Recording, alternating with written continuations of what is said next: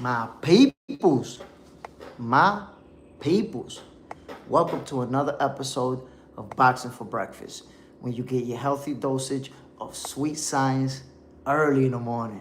Y'all know what it is, man. We talking boxing. I'm Jay Smith, and let me say good morning to everybody tuning in. Y'all already know what it is, man. God gave us another day. If you woke up, it don't matter if it's cold, if it's hot, if it's raining, snowy, sunny. It don't matter what it is, where you at. God gave us another day, my peoples. We breathing. Let's enjoy it. It's a beautiful day to be a boxing fan, by the way, man. We're going to talk boxing, do what we do. Salute to my brother Side, already in the building. Toy Mafia, what's the deal, family? Fellas, during yesterday's episode of Boxing for Breakfast, we didn't have the opportunity to talk about this fight right here. Xander Zayas, Abbas Barao. I didn't get to watch this fight live and a lot of us didn't get to watch it live because we were watching the Shakur Stevenson Teofimo Lopez card. However, I had the opportunity to go back and watch this replay. And I have to tell you, fellas, if you have the opportunity, try to watch it, try to watch the highlights. This was a very good fight, very competitive fight. And as always, when a world champion is in a tough competitive fight, there's going to be people saying that they lost. I already seen fans on social media, oh, nah, Xander Zayas lost, they gave him that. That's cap, my peoples. I watched the fight. Good fight, good competitive fight. Abbas Barao had his moments, but ultimately, Xander Zayas landed the better punches, was active, and you could see that he was the winner of that fight if you watched. If you watched the fight, you know that Xander Zayas walked out of there with the W, and he earned that. On lace kicks, salute, family. And I gotta say, at 23 years old, Xander Zayas is the face of Puerto Rican boxing. He's the guy. He's the guy, my people. Well, we could say somebody yesterday told me, nah, Shakur Stevenson, the face of Puerto Rican boxing. But listen, 23 years old, unified champion. Subriel Matias lost recently, right? And Edgar Berlanga got absolutely pummeled by Hamza Shiraz. He's never been a world champion. Xander Zayas is the guy, my peoples. And I'm telling you, if you don't believe in Zayas, you should already. Jump in that bandwagon because this kid is special. And he's at only 23 years old, a unified champion in the 154 division. That's tough. That's tough. 23, you still a kid, man. To be a unified champion at 154, that's the big boys. That's where the big boys is at, fellas. Usually, you don't see someone that young become a unified champion at 154. That's not something that you see often. And that's what Xander Zayas was able to accomplish, man. A unified world champion in that division. Let's see what's next. You know that Xander is about that smoke when he was calling out for Tim Tszyu, when Tim Tszyu was undefeated, calling out for Sebastian Fundora. In fact, you may recall after Sebastian Fundora pulverized Tim Tszyu in their last fight, their second showdown, Xander Zayas was there. And he even wanted to do a face-off with Sebastian Fundora, and the team didn't allow it. They was like, nah. But he was sizing them up like, yeah, what's up? What's good? Telling you right now, my peoples, Xander is someone who has that old school mentality. I'm all about that smoke. I want to fight everybody who wants it. He really about that life. Now, I'm going to tell you, I was concerned a little bit about him unifying titles this early because I said, damn, 23 years old, man. That's it. You hanging with the big boys. You hanging with the big boys right now. And you're going to have to fight some Some tough fights. And you guys know who's at 154. We're talking about Jerome Bruce Ennis in that division. Josh Kelly, who just won. Bakhram Murtazaliev. There's a lot of big guns in that division. So let's see what Xander Zayas is going to do next. He's already a unified champion. Is he going to move up to 160, or is he going to stay at 154 and try to shoot for undisputed? That would be a tough task. At only 23 years old to go after the other champions. Whoa. Charlie Beemore, Murataya has a solid chance at knocking Core off that little throne he on right now. Now, you have to understand, Shakur won at 140. He's a champion now at 140. He could go back down to 135. He said that that's something he's considering. But Charlie Beemore, I have to remind you, Shakur was trying to fight Murataya. And it's Murataya's team who didn't want that smoke. They didn't want Shakur. So you believe in Murataya? Murataya team don't believe in Murataya. So as much as you don't like Shakur, he's the guy. He's the guy. He's the boogeyman. Vic, good morning, brother. Before I head to work, I have a question for you. Do you think the only two fighters who have a chance to beat Shakur Stevenson are Keyshawn Davis and Tank Davis? Well, I think that Keyshawn Davis is never going to fight Shakur Stevenson, so that's not something that I don't know how to answer because that fight's not going to happen. And Tank Davis, I don't see him having a shot at beating Shakur. You can make it a good fight maybe, but he getting cooked. Tony Barton agrees. Stevenson is a class above. That's the thing, man. Look what he did to Teofimo Lopez. Made him look easy. Made him look like a Wendy's third shift janitor. Like after the fight, he had to go pick up a broom and a pooper scooper somewhere. And this is a world champion, multi-division, lineal, Ring Magazine, unified, all of it. How many accomplishments are already under Teofimo's belt? He's one of the most accomplished young fighters of this era. And that's what Shakur made look easy. Now, there's options.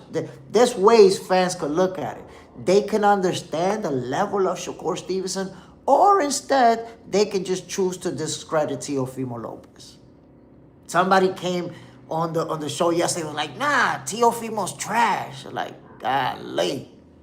Now it's time to disrespect. Every time Shakur beats somebody, he turned him into a nobody. That's just the reality. Ricardo Maya, Foster at 135, and he want that smoke. He want that smoke. The thing about Shakur is that now he's going to be the guy that they want to fight. They want payday. They want payday. You're going to see the prices is up. Shakur Stevenson made $10 million for this fight. Guess what? The price is up. Once you wash an elite level reigning world champion the way Shakur did it, the price is up, my peoples. You're going to see Shakur being amongst the fighters who's making the most money. As you see, I told you guys, and I've been telling you, Shakur's career is playing out the same way that Floyd Mayweather's. He's already a 4-division champion, my peoples. 4-division champion. Think about that. Charlie Beemore, damn. So you're not even giving Murataya a chance? You biased.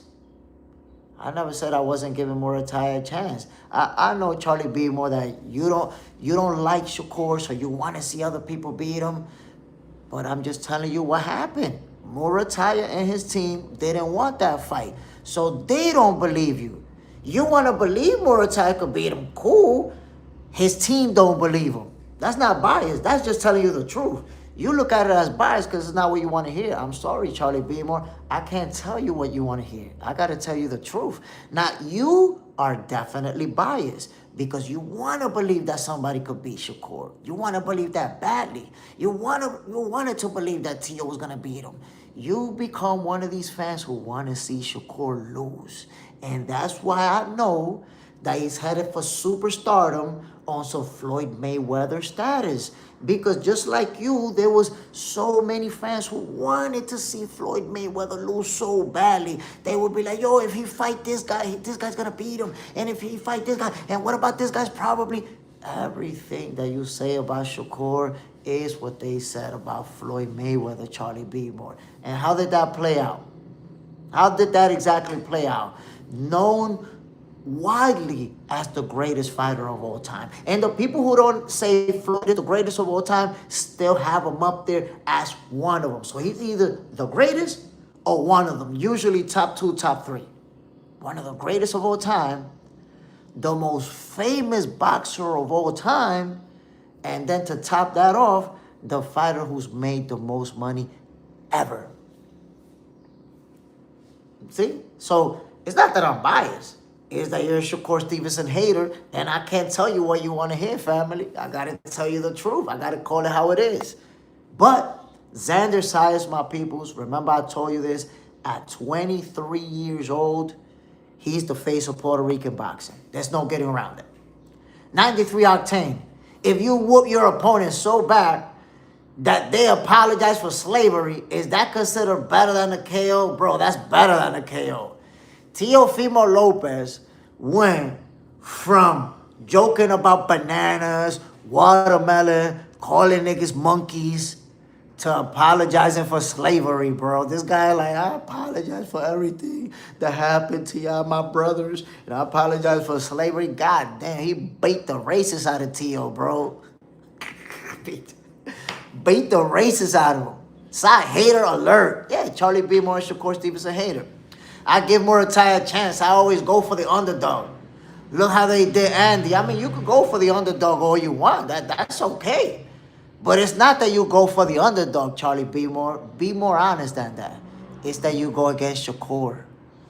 That's the reality. You don't go for the underdog when Tank is fighting. You go for Tank. So it's not about going for the underdog. This is about your hate for Shakur Stevenson, and you always wanted to go against him. You always wanted to see him lose. And he's not going to give you that satisfaction, so that's why he's going to keep blowing up, because there's a lot of people like you, Charlie Beemore, that want to see him lose the same way they wanted to see Floyd Mayweather lose. I'm sorry, brother, you're not going to get that satisfaction. He's going to keep hurting your feelings. And then bam. Okay, we got the first dummy in the building. Let's get this piece of shit out of here ASAP. Ricardo Maya, I think Tank is done. Nah, honestly, I don't want to say that Tank is done because he's only 30 years old. You gotta think about that. At 30 years old, you just started with your prime, your physical prime. And Tank is gonna be in his physical prime for like about 6, 7, maybe even 8 years. And you know why I feel comfortable telling you that? Think about all of Tank fights. Tank hasn't been in a lot of wars. You know, he was in a dogfight with Lamar Roach, and he was in a dogfight with Pitbull Cruz. That's it. Most of his fights been knockouts. He got a lot of early knockouts. So Tank, even though he's 30, he doesn't have a lot of mileage in the bag. He doesn't have that. So he'll be able to, you know, have an extended career where he's still going to be super strong, super fast, and perform at that highest level. Oh, I'm telling you, even, look, let's say worst case scenario. Worst case scenario, let's say they give him a year in jail. He got to sit down in jail until he's 31. At 31 years old, he's still young. He's still strong. So if he go to jail for a short time, he can come out and still be one of the best out there. And that's why when I mention the people who have the chance to become the next face of boxing, I always bring up Tank Davis. Like I bring up these 5, 6 names, and then at the end of it, I'm like, well, wait a minute, Tank Davis too.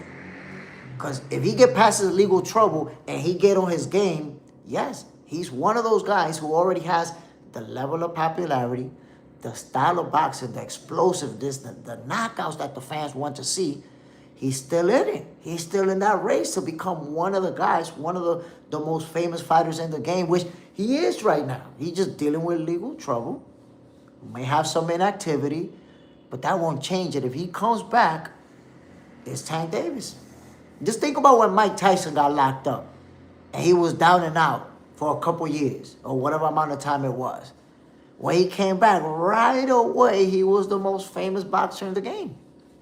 So I don't think we could count Tank Davis out just yet. You know, he didn't kill nobody. He not going to do 10 years in prison. He didn't get caught with 50 kilos of coke. You know, he didn't do... And I'm not trying to downplay the allegations.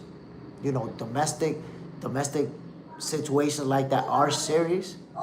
But all I'm telling you is that he ain't never done time in prison.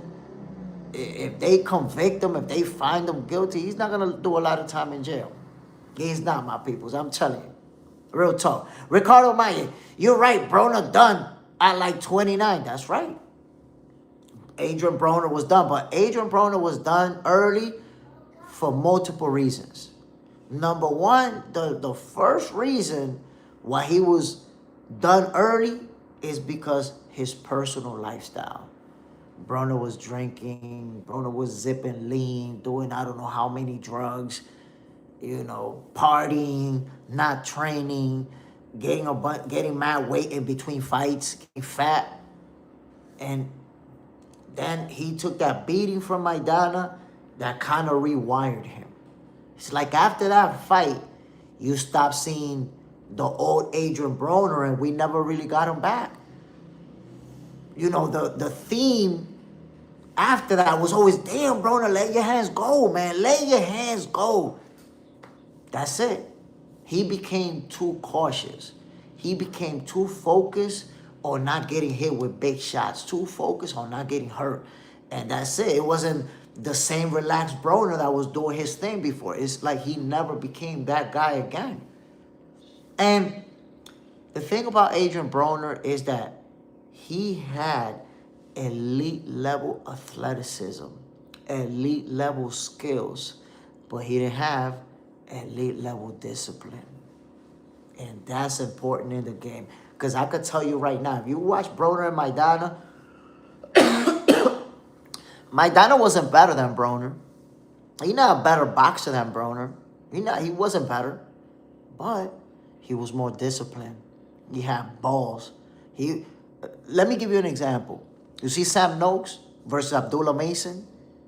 If Abdullah Mason wasn't on his best, at his best, ready to raise his bar, he would have lost that fight. If Abdullah Mason was out partying, drinking, smoking, hanging out, and then when he faced Sam Noakes, he would have got cooked on that night. But he's a disciplined fighter who's gonna perform at the highest level. And that's why he was able to walk out of there with the W. Adrian Broner wasn't a disciplined fighter. And eventually it caught up to him. And I'm going to show you. It's not like Adrian Broner just, dropped off like that. His personal life slowly caught up to him. Why? Look at when he fought Paulie Malignaggi. He beat him. He won that fight versus Paulie.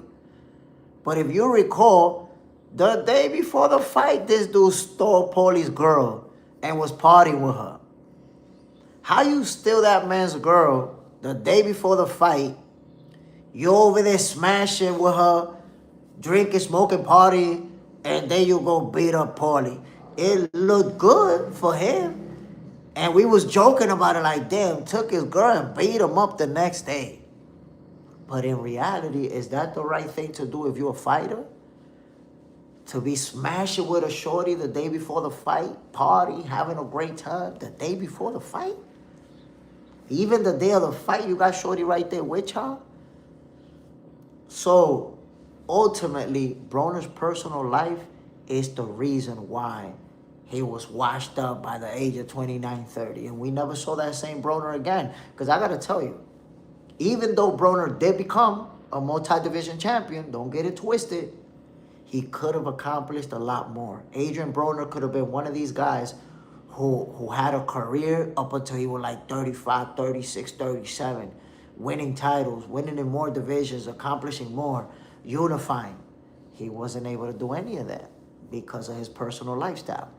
Charlie Beamer, honestly, I'm not all that big on Shakur to hate. Congrats to him. He kind of boring, though. That's why I don't mind him much. Nah, trust me. You're a serious Shakur Stevenson hater, and you really want to see him lose badly. Right now, you're kind of downplaying it because you don't want to accept that you're a hater. But trust me, you're a big-time hater, bro. Everything that the haters say, you say it. Every narrative that they put out there, you put it out there. If you notice, it'll be 50 people talking about Shakur, and nobody say nothing about Boring other than you haters. Because that's it. That's the narrative that you want to put on him. Nobody else is saying it but you. You always try to put your little hate shit out there, your little hate narrative out there. That's what you haters do, bro. Keep Collier, salute family, bam, 93 octane. Xander was doing some rope climbing in camp. His back looked like a turtle shell. Yo, he looks strong as hell. Big as hell, strong as hell. And at only 23 years old, my peoples. I'm going to tell y'all like this. Fighters generally reach their physical prime at around 25, 26, 27. Some take a little bit longer to get there. Xander Zayas hasn't reached his prime yet. Think about that. He a unified champion at 23 years old in the 154 division. Yo, you don't even see that man. Think about all the champions that are at 154 and look at their age. Boots right now is 28 and he's not even a champion yet in that division.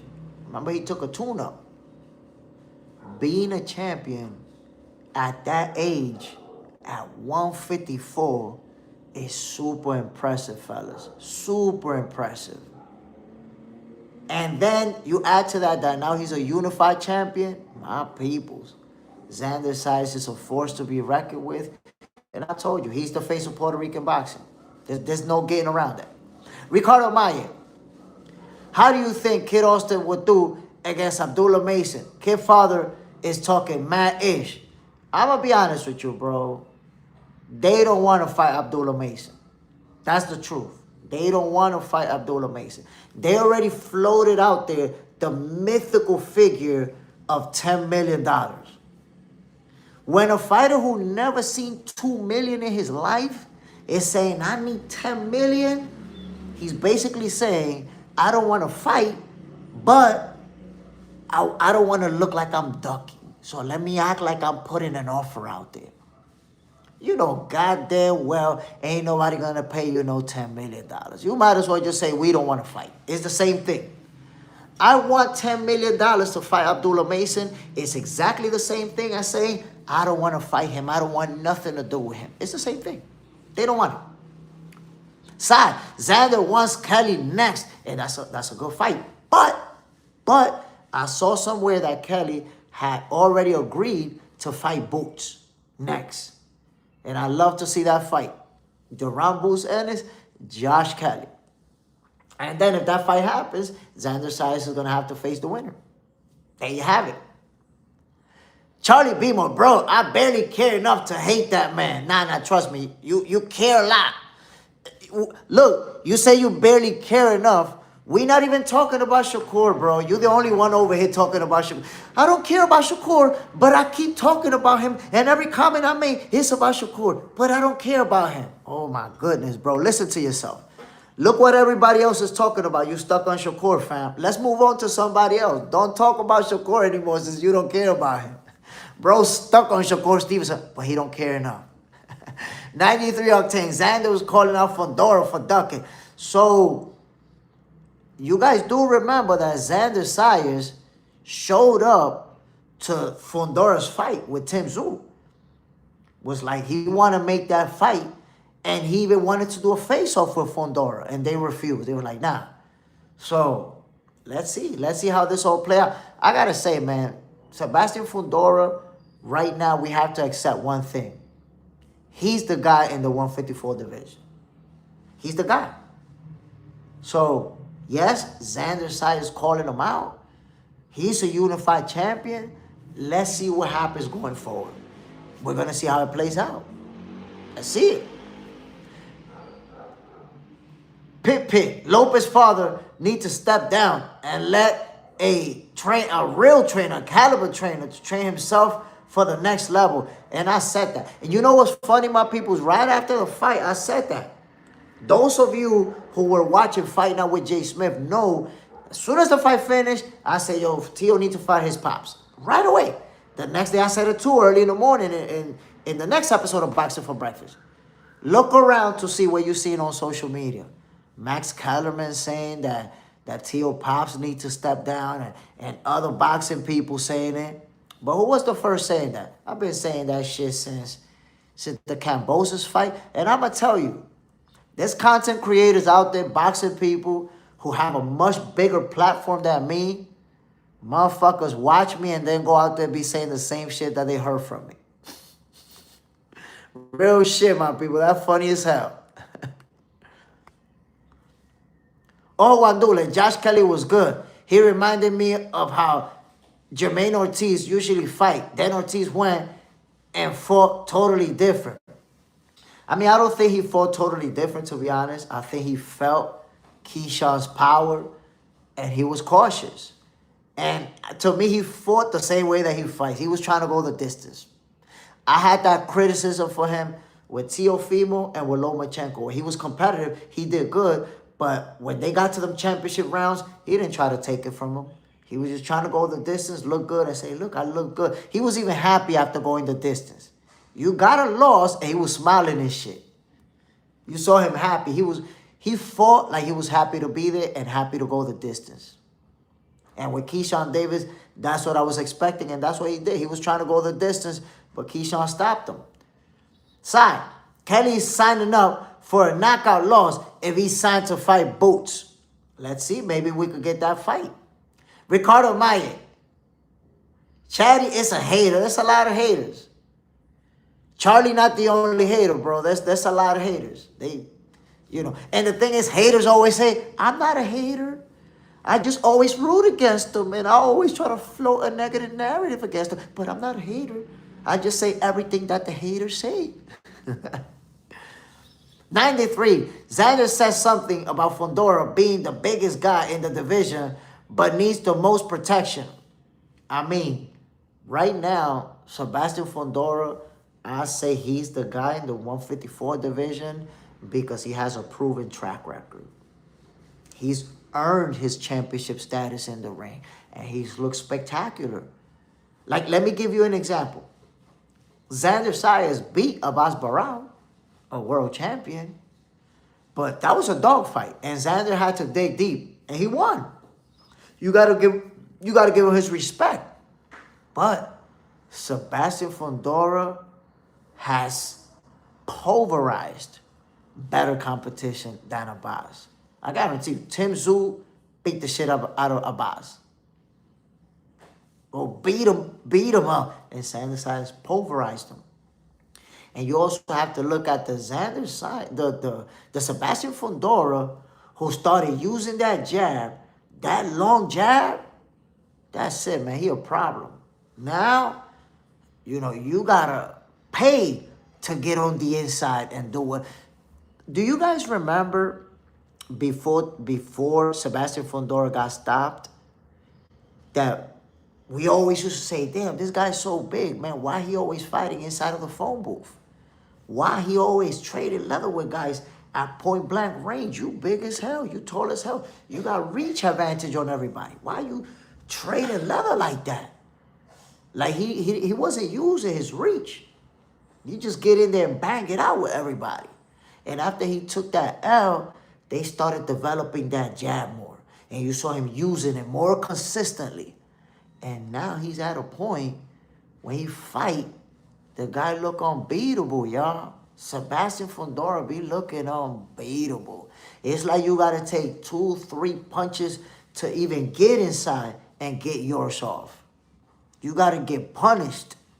That jab is setting the whole pace for everything that's going down in his fights. Charlie Beemore, Sebastian Fundora is a bad MF.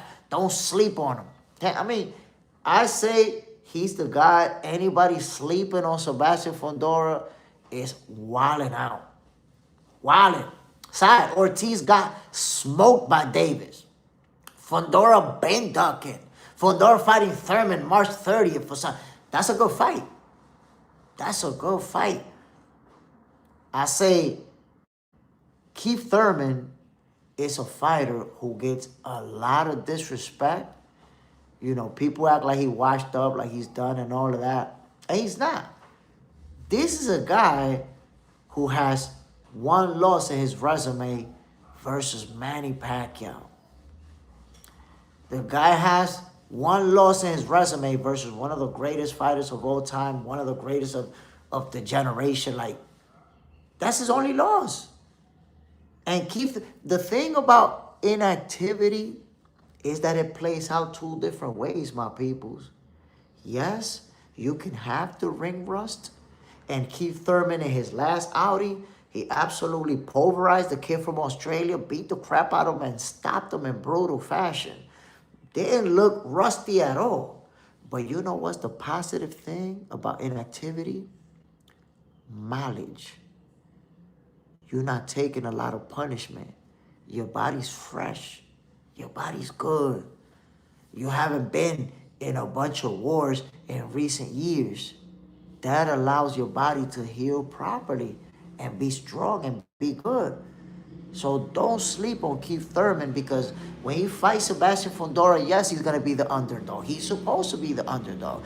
But we're talking about an elite level fighter who's still within his prime age, who doesn't have a lot of mileage on him recently, who haven't been in a lot of wars.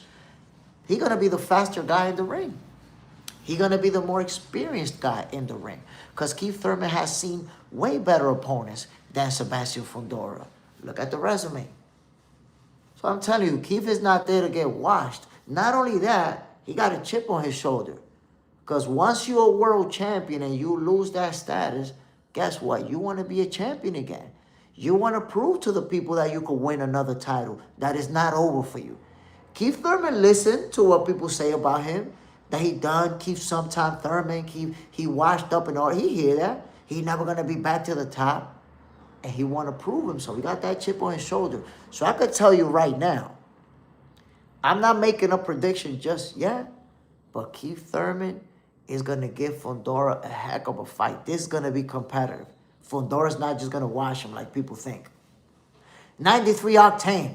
Isn't it weird that Virgil and Boots are considered the best fighters in the division over the champs? It is strange, Octane. I think they got to prove it. And I got to say something. Look, I understand what you mean by that, 93 Octane. But I say the best guy right now, 154, is Sebastian Fundora. It's Sebastian Fundora. Now, because Boots is the type of fighter that he is, a lot of people are going to feel like he's the guy. Not Virgil. Honestly, not Virgil. I don't think people think Virgil is better than Fundora at all. He's just a big star too. He's a big star. But I don't think people believe Virgil's better than Fundora.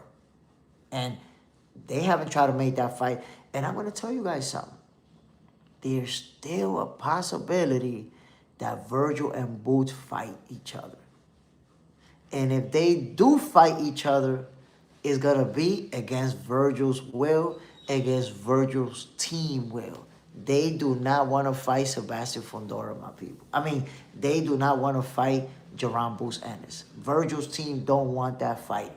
That's the reason why they suing and they trying to get out of Golden Boy. And now Oscar De La Hoya, if they don't fight, if they don't successfully sue him to get out that contract, and they have to stay and fulfill that contract, Oscar De La Hoya is going to make him fight Boots. Like, oh, you're going to play me? You want to leave? Now you're going to fight Boots. Oh, you don't want to fight Boots? You could sit there and be inactive. You ain't fighting nobody, fam. Don't you know how things play out when you're having problems with your promoter? You're either going to fight who they tell you, or you're not going to fight at all. Simple as that. Oh, Wandule can't count Keith Thurman out. That's a fact. Side, he'd have more losses if he actually fought. Vic, one time, Ben getting, I don't see what you say. Ben getting protege. Golly, Vic, help me out with that, bro. Charlie Beamer, what do you think about Benavidez? Does he beat Zurdo if he later moves up to fight Opetaya? How do you see that? So, listen, man, I've been seeing Zurdo in his last couple of fights, and he looked real slow. He looked real slow, man. I think Benavidez will beat the shit out of Zurdo, like badly, like pummel him. Pummel him. Zurdo, man, in his last couple of fights, the way he looked, you know, he hit hard, but he looked, man, slow to me. You know, Benavidez is a volume puncher. Bam, bam, bam, bam, bam, bam. Benavidez gonna beat the shit out of him if they fight. If Benavidez fight Jai Opetaya, that'll be a competitive fight. Benavidez beat the shit out of him too. And I love Jai Opetaya. He a monster. He a beast. But the Mexican monster, ain't nobody messing with him. Ricardo Maya. What about kittens only Jamel Charlo? Is he still feared at 154? So again, you know, boxing is a what have you done for me lately sport. So a lot of people gonna disrespect the Charlo brothers. But they can still be a force to be reckoned with. In whichever division they choose to fight. They can still, you know, they've been dealing with personal issues, man. And I hate to see it. I hate to see it because these are two fighters who've both been world champions, who've both been unified. Jermel been undisputed. So these are guys who've been at the highest level of boxing. They just gotta get it together in their personal lives and get back into doing what they're supposed to be doing. But at any point in time, if these fighters, both of these brothers get on their game, have a great training camp, they can still become world champions. Don't get it twisted. 93 Octane. Ring Mac has Virgil ranked #1. I mean, they could rank him wherever they want, but like, really, who has he beat? Who Virgil beat to be ranked #1? Ring Magazine is in shambles. Baby Sheep. My boy Richard Pryor. Vic C. Lara, still champ. Lara W. BA champ since 1964. Side. Zurdo getting beat up. He fight Benavidez. He getting beat up. He getting pummeled. I'm telling you. Side. Benavidez versus Opetaya is the best fight at cruiserweight. That's a heck of a fight. I'd love to see it. I'd love to see it, but Opetaya is not going to beat David Benavidez. He give him a heck of a fight because Opetaya is a beast. He cut from that cloth. Benavidez is just better than him. More technically savvy than him. And it's a monster. There's a reason. Let's not forget. Jai Opetaya in that ring, he a savage. I gotta give him that. But there's a reason why David Benavidez is the Mexican monster. Let's never forget that. Side, Bivol says he want to move up and wait. I mean, I want to see Bivol fight Benavidez, but... And that fight should have happened because remember, Benavidez was his mandatory. It was His Excellency Turki Al-Awshi who didn't want that fight. Ricardo Maya, Benavidez is top 5 pound for pound in my list. He's on the pound for pound list, but if I'm not mistaken, he's like at the 8th spot. 93 Octane. Where is Brian Castaño? What a good comeback fight for him. What's a good comeback fight for him? Honestly, man, I think Brian Castaño is a good fighter. I think he should do a tune-up. I don't think he should come back to a big name, do a little tune-up, see where you at, see how you feeling, and then start moving up from there. My peoples, hear me out. We was talking about Xander Zayas, right? And the way that he was able to win his fight, because the haters, or every time a champion is in a close fight, or a good competitive fight, the haters are going to say, nah, he lost. He won that fight. So salute to the Puerto Rican champion. In my opinion, he's already the face of Puerto Rican boxing right now. And only 23 years old, man. The sky's the limit for Xander.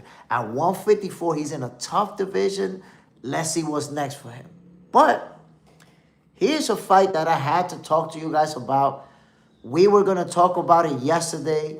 And we just didn't have enough time because we went in on the Shakur Stevenson, Teofimo Lopez fight. Also, you know, what Keyshawn Davis was able to do at 140. This is a fight that we needed to address yesterday. We addressing it today. Bakhram Murtazaliev versus Josh Kelly. How did that fight play out? What a showdown. Those of you who've been watching Boxing for Breakfast, I think you guys know that I said specifically that Josh Kelly's a guy who can box, who can move, but also he can, on the inside win exchanges. And he showed that yesterday. He showed that on Saturday. I will tell you, me personally, I have Murtazaliev winning that fight. Threw more punches, landed more punches, dictated the pace, applied the pressure throughout the fight. Yes, Josh Kelly, counter-punched effectively throughout, and he did some things, but ultimately, the judges saw it in Josh Kelly's favor. They said, no, Josh Kelly won this fight. One judge saw it a draw, and the other two gave it to Kelly. Here's what I want to say about this fight. Watching it, I felt like everybody in the building was doing everything on their end to get Josh Kelly the win. This was like insane.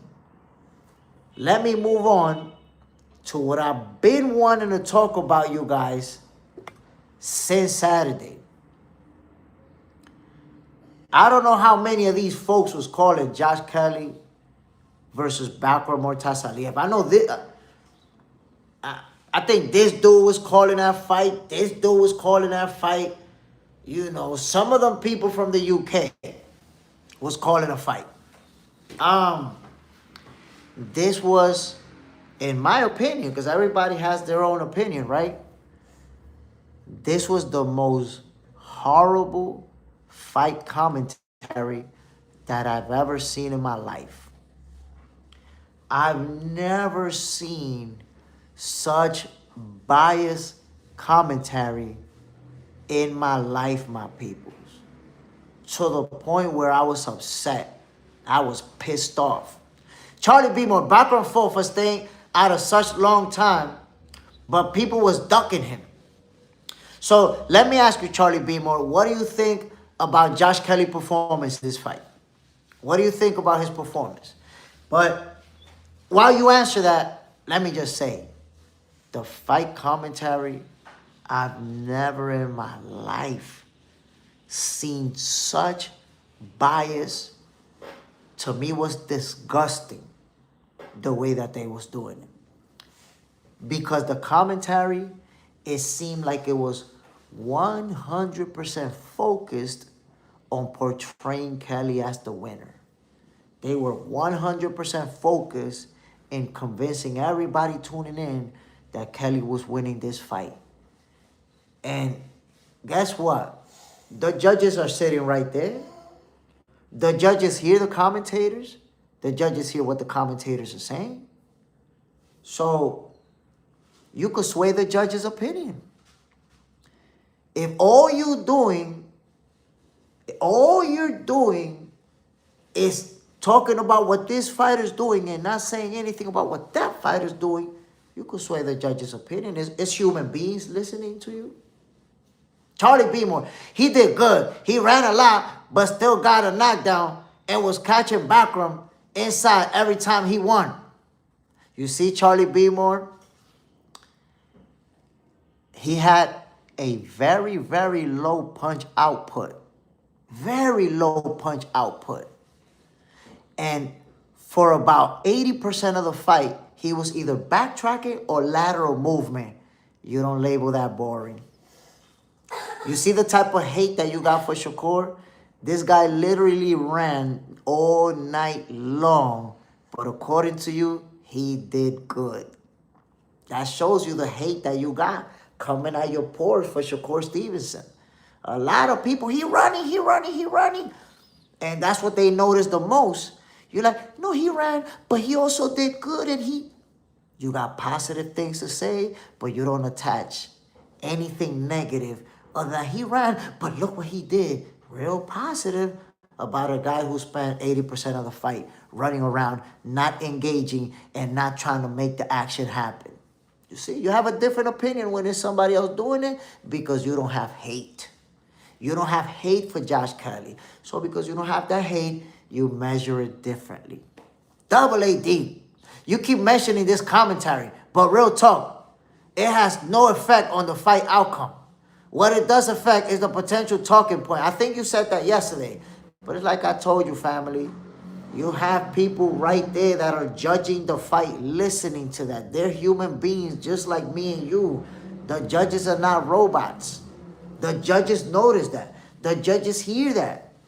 When two fighters engage and you're only talking about this one, yes, it can affect it. It can affect human beings and how they react to the action. If you don't believe it, I don't know what to tell you. But 100%, yes. Yes. These guys was out there doing everything to portray their guy as the winner. That's what they were doing. Clifton Dennis, I'm late. Is it more breakfast for me? Of course, my brother. We still got a lot of breakfast to go. Double AD, judges aren't swayed. I got a friend who's a judge. I'm gonna bring her in here, and she's gonna let you know. I got a friend who is an actual judge, and she's a judge for USA boxing and professional boxing. I'm gonna bring her in here, and we're gonna dispel that. We're gonna teach you. Side, Bakhram was trying, but couldn't land clean enough. Ronaldo Miranda. Everyone hate greatness, of course, my brother, in every sport. In every sport, they hate greatness. That's in every sport. There's people who hated Michael Jordan.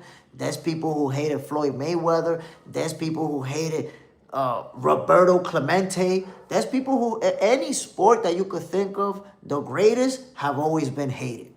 That's the case. That's always going to be the case. But let me show you the bias so that you can see the bias in the fight commentary and how it can affect the judging.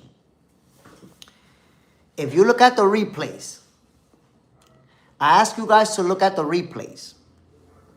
In between rounds, you know that they replay the action, right? And there's a TV screen that the judges can see. And that TV screen shows the replays. So Clifton Dennis, let me show you. Of course they can hear the commentary. They're sitting within the vicinity and everybody around them. Everybody, I'll give you an example. If I'm at a fight and I'm calling it, the judges are going to hear me. They're going to hear what I'm saying. They're going to hear what I'm saying. Now, watch this. I want you guys to think about the replay. I want you guys to think about what I'm about to say. In every single round, and that was crazy. That shit had me frustrated. Every single round, they only played the punches that Josh Kelly landed. Let that sizzle in your spirit. In every single round, in between rounds, when they show the replay, oh, look, Kelly landed a clean shot. Oh, Kelly landed. There wasn't one round. You could be on denial. What do the replay tell you? There wasn't one round, my peoples, where they showed the punches Bakhram Murtazaliev was landing. Are we serious? Are we really serious? How could they even do that? You know what that tells you, in case you don't understand it? The producers were on the side of Josh Kelly. The people broadcasting the fight were broadcasting it in Josh Kelly's favor. You want me to take it a step further for you? Google the fight. Google the fight action, my people. I'm going to Google it for you right now, and I'm going to show you what they did. Look, Kelly versus Murtazaliev fight. Watch this, my peoples. Watch what you get when you Google that fight. Yo, when you Google the action, you see the images. Watch this, yo. They did Murtazaliev dirty all around, bro. Look what you see. Josh Kelly dropping Murtazaliev. Josh Kelly punching Murtazaliev. Josh Kelly again punching Murtazaliev. Bro, them motherfuckers didn't take a single picture. There, you will not be able to Google one picture of Murtazaliev landing a punch on Kelly. The cameramen were only taking pictures when Josh Kelly was landing.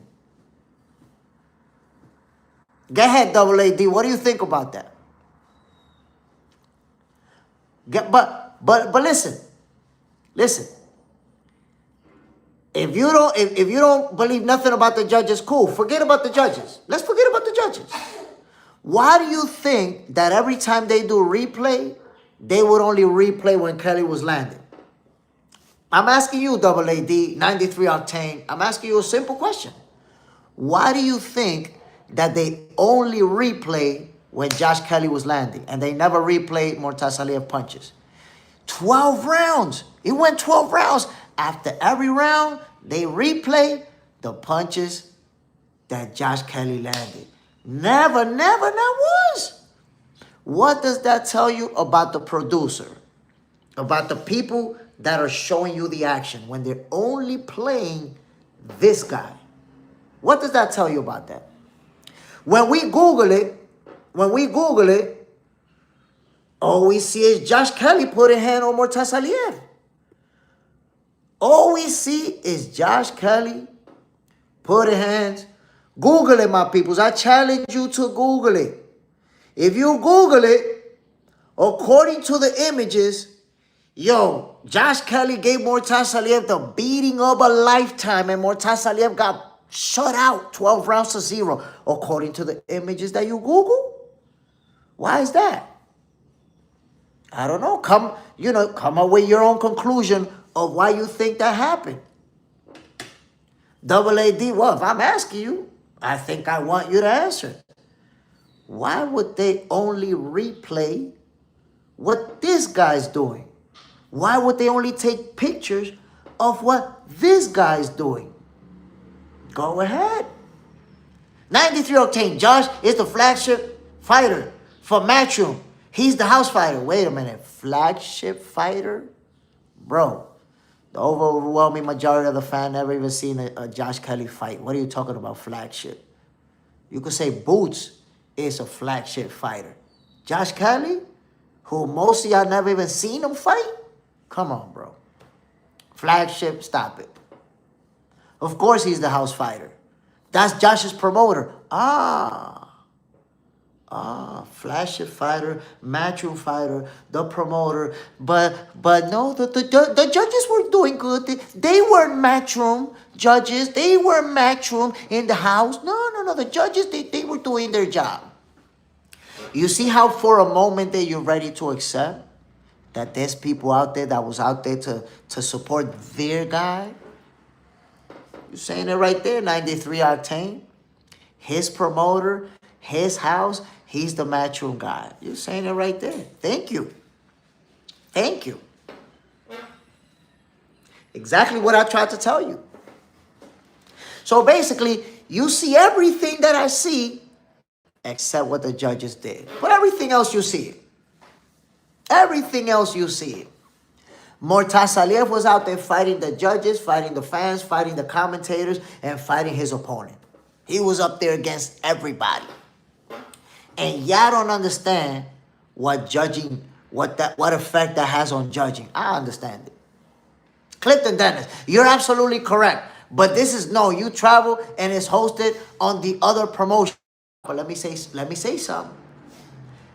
You could watch a bunch of fights where the commentators they putting extra spice when their guy lands, but they're actually doing commentary on the fight. They're commentating on the action. Now, they might go, for example, like if this same fight happens, and it's, let's say, the ESPN commentary team, it's a different commentary team. You see them going, for example, Murtazaliev lands a 1-2. Murtazaliev with a left hand. Oh, Josh Kelly lands a big shot. You can see that they put a little more spice into their guy, but they're actually calling the fight. These motherfuckers wasn't calling the fight. They was calling what Josh Kelly was doing. They were showing you replays of the fight. They were showing you replays of what Josh Kelly was doing. So all they was doing throughout the fight was pushing their guy to get the W. That's all they was doing throughout the fight. Listen, I'm going to take it a step further for you.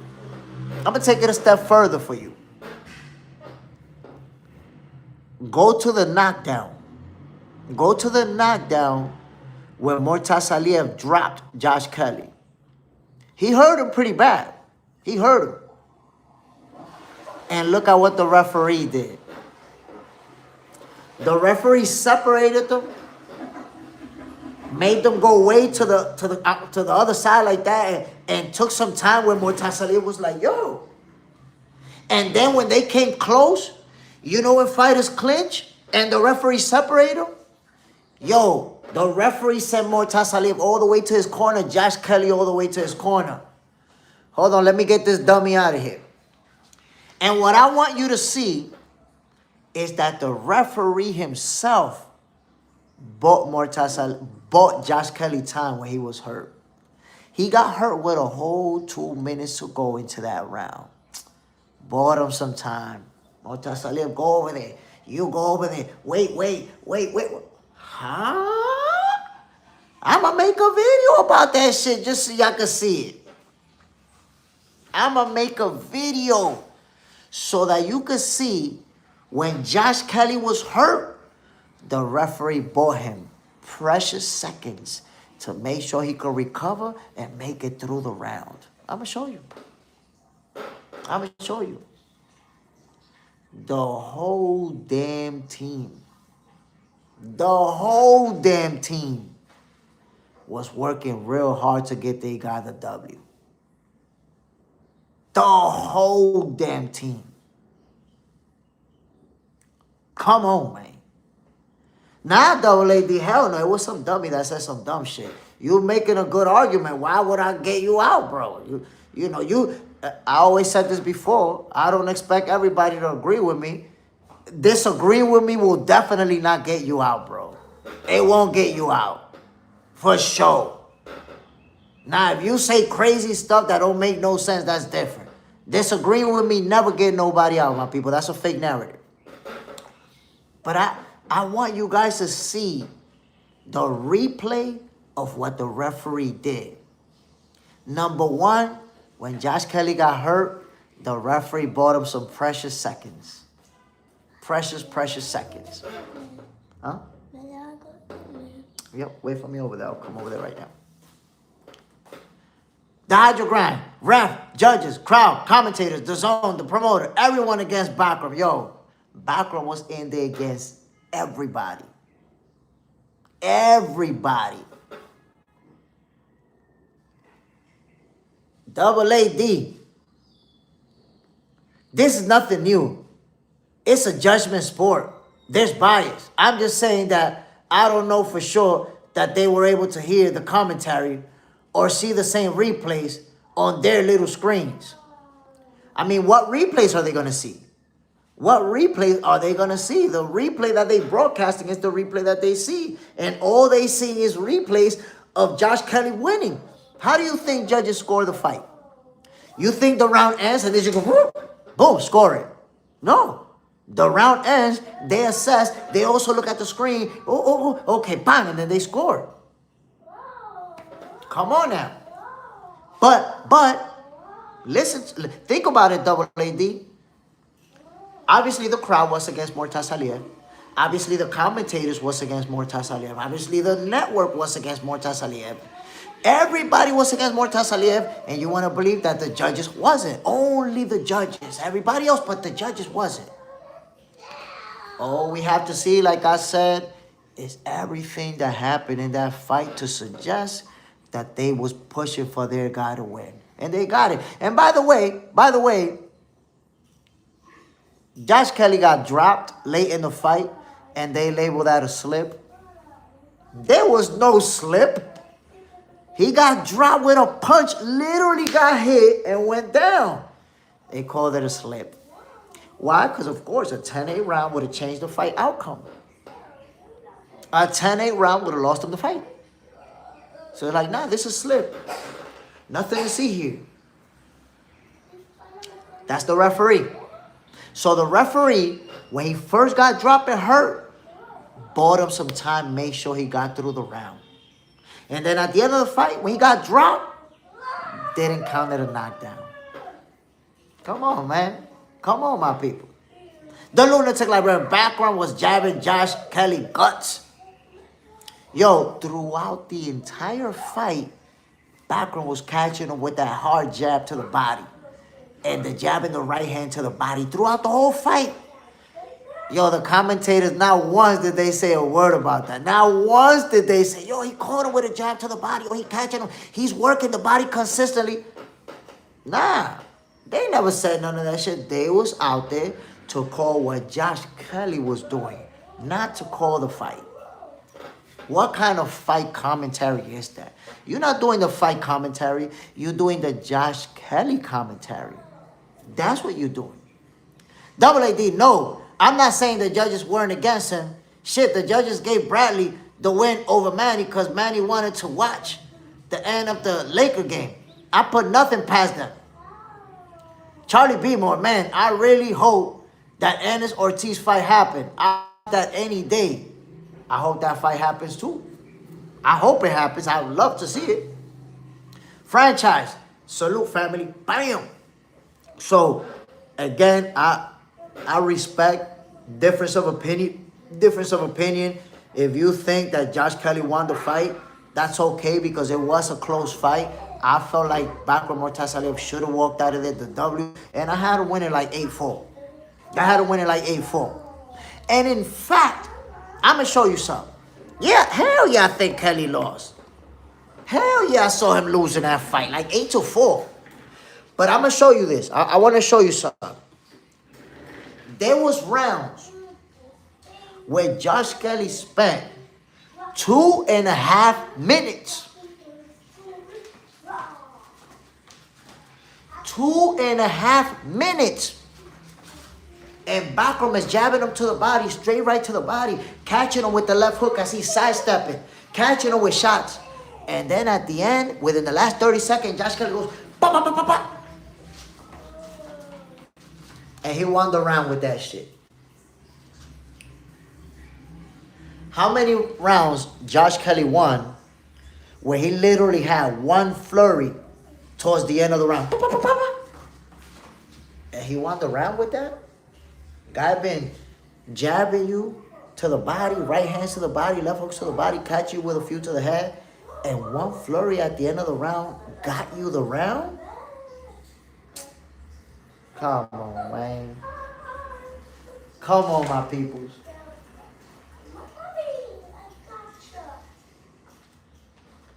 Come on, my peoples. For real? For real? They gave him the round like that? Well, it's like I told you. Everybody, it was a collective effort. A collective effort. We got to make sure our guy wins. And that's what they did. Everybody was there to get Josh Kelly the W, and they got it. Josh Kelly should take that paycheck, send a cut to the commentators, send a cut to the referee, send a cut to the judges, and then whatever's left, split it amongst the fans. Because they all put in a collective effort to get him that dub. Clifton Dennis, he stole crazy rounds with a last second combo. It's like, damn, bro, that's crazy. They put, and let me just say this. And here's the most telling factor of that fight. Look at the punch output. Who threw more punches? Bakhram Murtazaliev. Who landed more punches? Bakhram Murtazaliev. You know how seldom that happens? It happens once in a while. But you know how seldom it happens that the guy who throw and land more punches loses? That doesn't happen all the time, my people. That doesn't happen every day. Murtazaliev, how do you throw more punches, land more punches, but when you Google the fight, none of your punches, there's no pictures of the punches that you landed. I'm going to go, wait for me right there. I got you. Explain that to me, my peoples. How do you, think about it. How does Murtazaliev land more punches, but then when you Google the fight, all you see is Josh Kelly beating him up? The photographers were there to capture Josh Kelly landing punches. That shit was crazy to watch. I saw the bias from the beginning all over the place. Everybody was against Bakhram. And they got it. They got their guy the W. They got what they wanted. The lunatic librarian Shushu might win. Might get stopped versus Inoue. Good fight. I don't think we'll ever see that fight. Honestly. I don't think we'll ever see it. Because, look, even the monster said it himself. He's never going to move up. He's not going to try to catch Manny Pacquiao. He's not going to try to become an 8th division champion. So, I don't even see Naoya Inoue moving past 126. I don't see him moving past 126. Does he go to 130? Maybe. Maybe he goes up to 130. But guess what? Naoya Inoue is, what, 32, 33 years old? If he moved to 130, that's probably going to be the higher he goes. Yes, Shushu is 26. But how long is he going to stay there? You young. You strong. You still going to be moving up. How long is he going to stay in that division? How long? So that's why it's hard for me to see that fight happening. Because for it to happen, that means Shushu going to have to stick around. Stay. And eventually get that fight. I think it's easier for us to get Naoya Inoue versus Bam Rodriguez. Because I know that Bam is not going to stay there forever. He's going to move up. But Shushu's also going to move up, so he's going to go further from the monster. That's why it's hard for me to see that fight happening. The lunatic librarian Matchroom definitely got the media machine working to sell Josh Kelly. They working hard. They working super hard to sell Josh Kelly. But if Boost get him, he going to beat the shit out of him. But let me say something. Josh Kelly is an Olympian. And he's a real good fighter. So let's not, I don't want to downplay, his skills.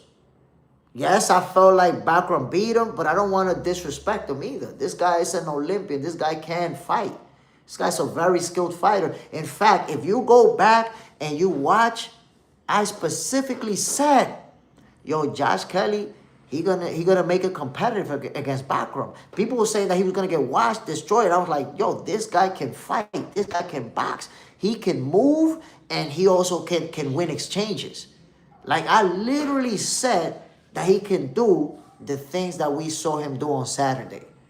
So I expected it to be a competitive fight. And I said before, Bakhram Murtazaliev is not gonna get beat by a guy trying to out-tough him, trying to outgun him. Nah, he's gonna get beat by a guy who can box, by a guy who can use the ring on him. And that's what happened. But I saw Bakhram winning that fight. 8-4, Bakhram Murtazaliev. That's how I seen it. The lunatic librarian, Inoue just need a huge American win. Cements everything. But he's not interested. Look, let me tell you something interesting about that, the lunatic librarian. And Naoya Inoue addressed it. They asked him, a reporter, why you don't fight in the U.S.? Why you don't fight in the U.S.? And he says something that a lot of people just didn't realize. Think about the divisions that Naoya Inoue fought. 112. Did he fight below 112 also? Did he start? The divisions that he fought, the best fighters in the world, they not American. The best fighters in the world at 112 and the strawweight and those divisions down there, they not American. The best fighter, if you look right now, the champions in those divisions, they from Asia. They from Mexico. It's guys from, whether it's Japan or China or Mexico, they not American. So he said, I'm fighting the best in the world. And in the weight classes that I've been fighting, the best in the world, they not American. I don't need to go to the U.S. So think about that. Now that he's moving up at 126, if he fights Shushu Carrington, that fight happens in the U.S. And the monster brings his talent over to the U.S. He's already fought in the U.S., by the way. But the best fighters and the world champions, they not in the U.S. Not only that, one thing that people just don't get from fighters like Naoya Inoue, from fighters like Lomachenko, these guys are not looking to become the richest fighters ever and make the most money ever. Naoya Inoue wealthy. This guy can retire right now and never have to work a day in his life. Lomachenko will never have to work a day in his life. You know why? Because not just that he retired with millions of dollars, look at the lifestyle that these guys live. They don't live a consumption, a material lifestyle. That's an American thing.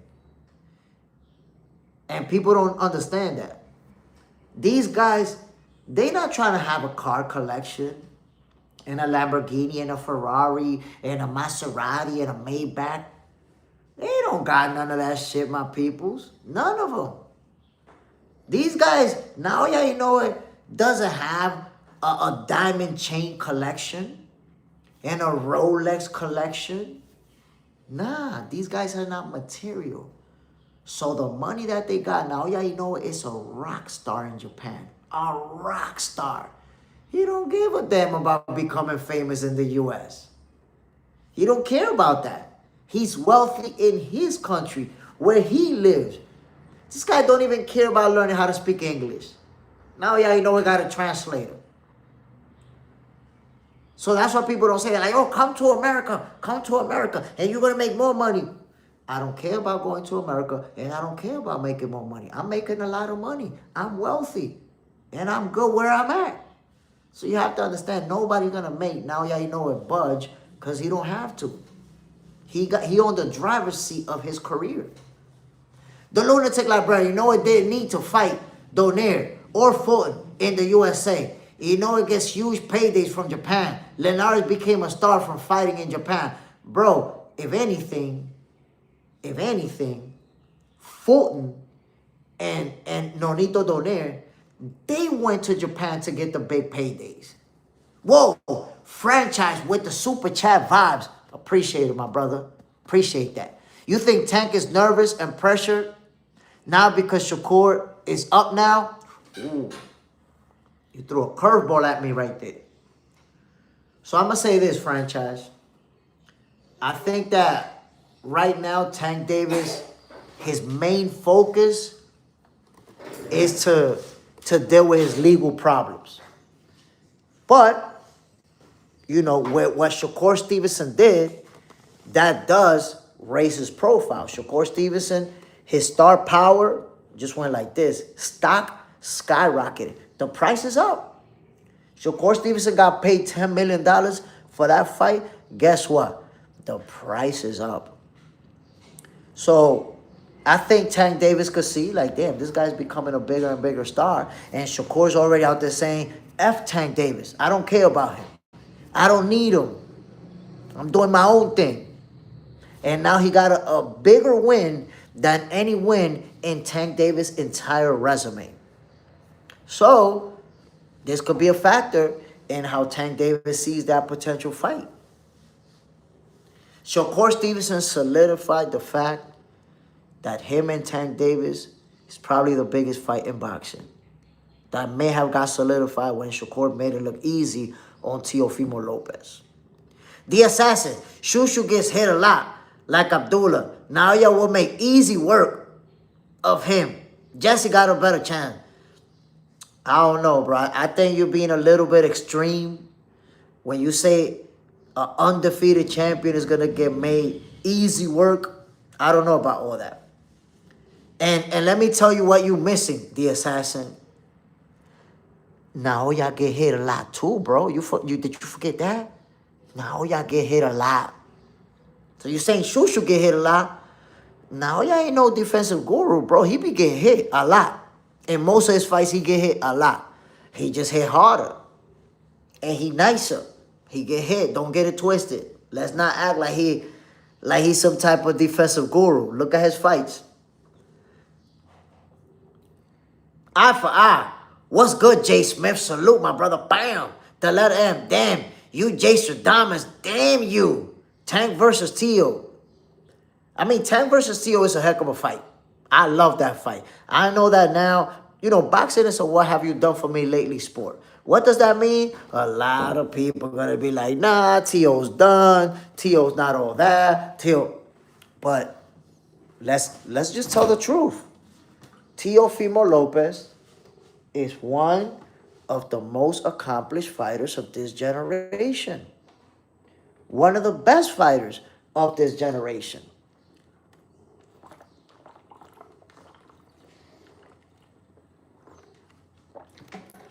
So if you know boxing, if you understand boxing, then you know that Tio lost the way that he lost because he faced a great fighter who's headed for all-time greatness. That's why he lost like that. But everybody not going to beat Teofimo Lopez in that fashion. And I'll be the first to tell you, Teofimo Lopez, remember that Jay Smith told you, will become a world champion once again. I don't know in what division. I don't know who he's going to be. Of course, he's not going to be Shakur. He's going to be a world champion again. And when he does, he's going to add another accomplishment. Remember, when he lost to Cambosos, what did people say? Oh, Teofimo's a hype job. Oh, he lost already. Oh, he's not. Well, after that, what Cambosos been able to accomplish after that? He lost the title right away after, and he's never gained a title again. Meanwhile, Teofimo Lopez beat Josh Taylor and beat other fighters, other top-level fighters, became a unified champion, a lineal champion, Ring Magazine. He continued to accomplish. He took an L and then continued to accomplish.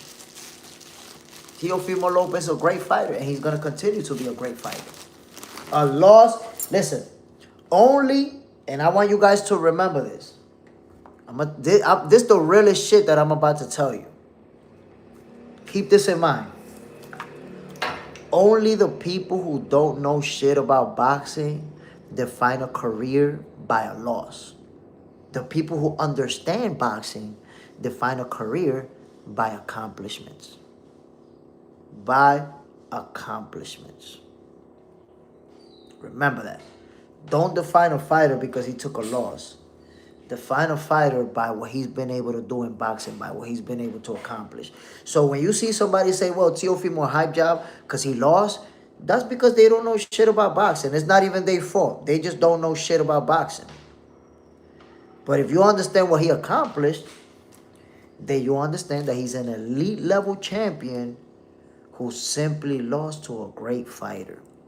Now, if you don't want to accept that Shakur's a great fighter, that's where you're going to say, nah, Teofimo's not all that. He already lost anyway to Cambosos. Don't know shit about boxing. You need to be listening to Jay Smith so you can learn.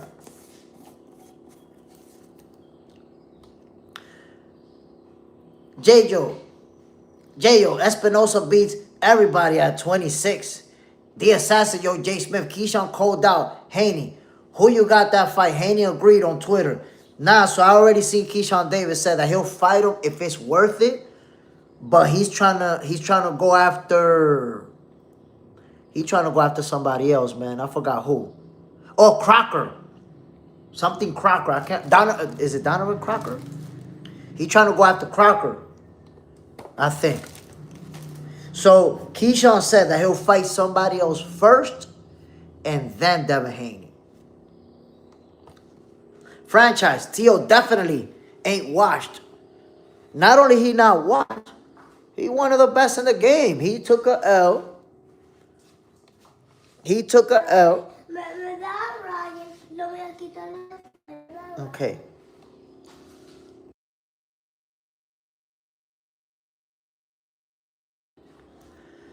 So I think that it can happen, Keyshawn Davis versus Devin Haney, but look what Keyshawn said.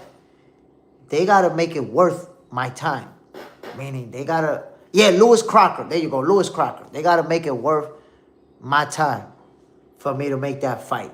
If they don't, I'll fight somebody else, and then after that, they're going to have to respect my name.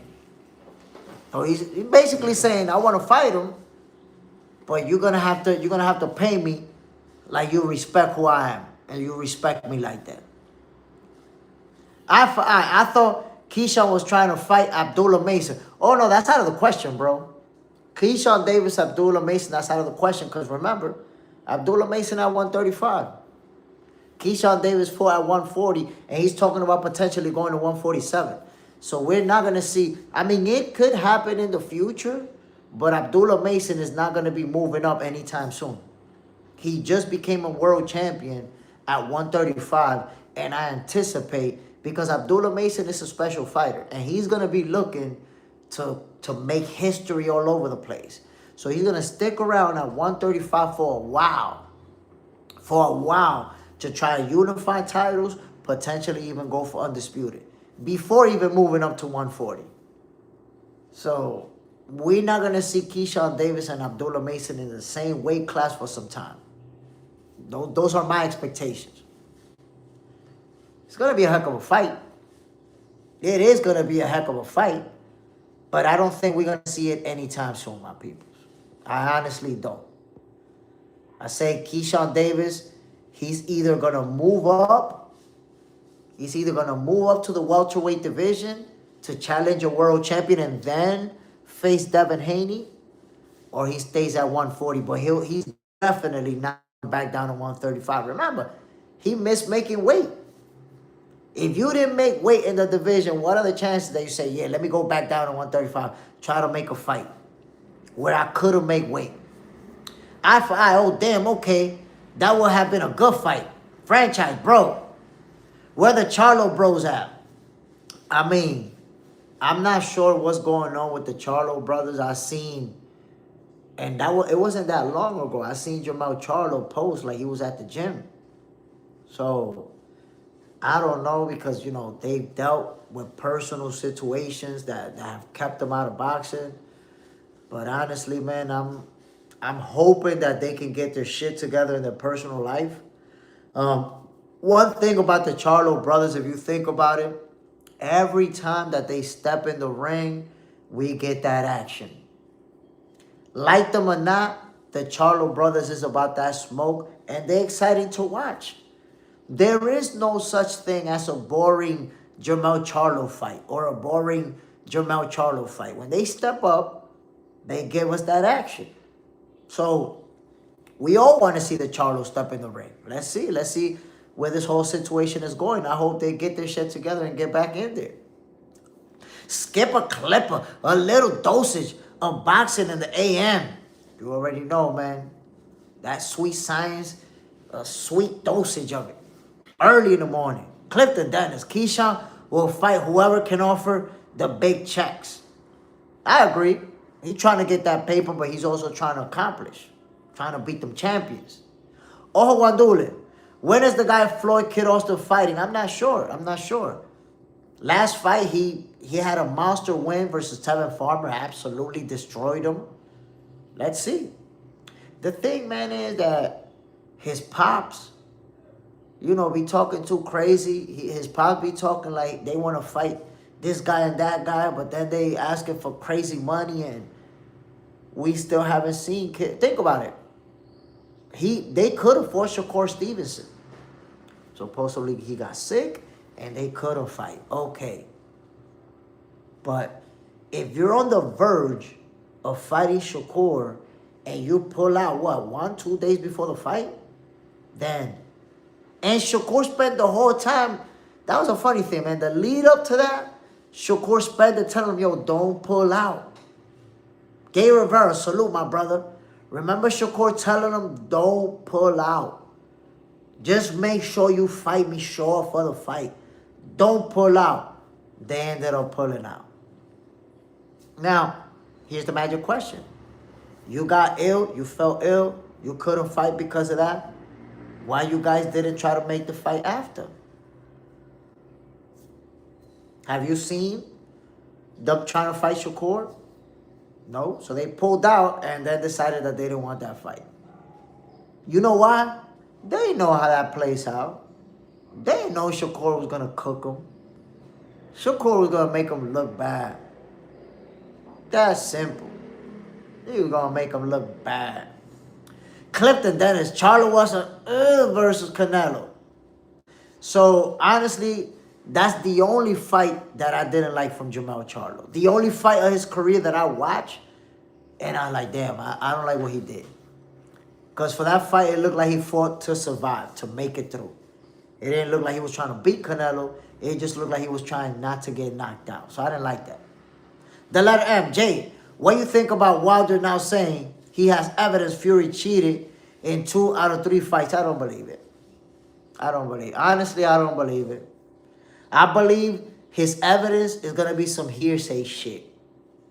And that's it. It's not going to be actual evidence. Because if he had real evidence, he would have pulled that shit out a long time ago to get those decisions overturned. You got to wait for a documentary to pull out your evidence. That right there tells me it's cap. He's going to get people interested and make people watch the documentary.